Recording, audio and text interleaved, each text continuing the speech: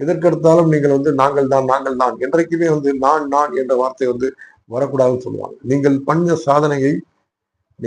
சாதனையை மற்றவர்கள் சொல்ல வேண்டும், நீங்களே சொல்லக்கூடாது. நீங்கள் செய்த சாதனைகளை நீங்களே பட்டியலிடக்கூடாது. நீங்க என்ன செய்தீங்களோ அந்த செயல்களை வந்து மற்றவங்க பட்டியலிடணும், மக்கள் சொல்லணும். நீங்களே தவறான தகவல்கள் நீங்கள் கொடுக்கக்கூடாது. அதான் உண்மை. ஸோ இப்போ நீங்க சொன்ன இந்த தகவல் பாக்ஸான், அந்த தகவல் வந்து அது என்ன சொல்றது, ஒரு உண்மைக்கு புறம்பான தகவல், மாறுபட்ட தகவல் அப்படின்றது தெரிஞ்சு போச்சு.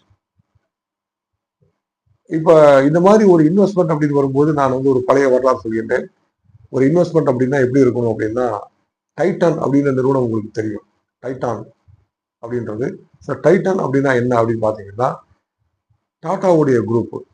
டைட்டான் அப்படின்றது நம்ம தமிழ்நாடும் டாட்டாவும் இணைந்து, தமிழ்நாடு அரசும் டாடா குழுமமும் இணைந்து ஒருங்கிணைந்து உருவாக்கிய அந்த ஒரு நிறுவனம் தான் டைட்டான் அப்படின்றது.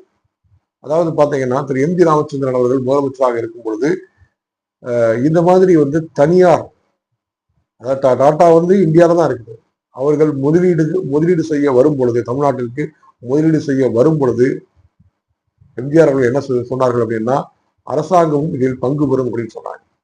அரசாங்கமும் இதில் பங்கு பெறும் சொன்னாங்க. கிட்டத்தட்ட 29% தமிழ்நாடு அரசுக்கு டைட்டன், அந்த டாடா குழுமத்தில் பங்கு இருக்கிறது. அந்த டைட்டன் என்ற நிறுவனத்தில், அந்த டைட்டன் அப்படின்ற வேர்டே வந்து பாத்தீங்கன்னா அந்த டாட்டாவும் தமிழ்நாடு அரசு அதுவும் இணைந்து, தமிழ்நாடு இண்டஸ்ட்ரியல் கார்பரேஷன், இது இரண்டும் இணைந்து உருவானதுதான் டைட்டன் அப்படின்றது. ஸோ அப்போ என்ன பண்ணாங்கன்னு கேட்டீங்கன்னா, அதோட இன்வெஸ்ட்மெண்ட்ல வந்து அந்த ப்ராஃபிட் ஷேரா வந்து கேட்டாங்க.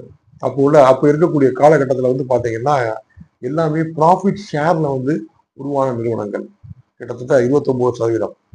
அதே மாதிரியே நீங்க பார்த்துருப்பீங்க, ஸ்பிக் உங்களுக்கு தெரியும். ஸ்பிக் அப்படின்றது சதன்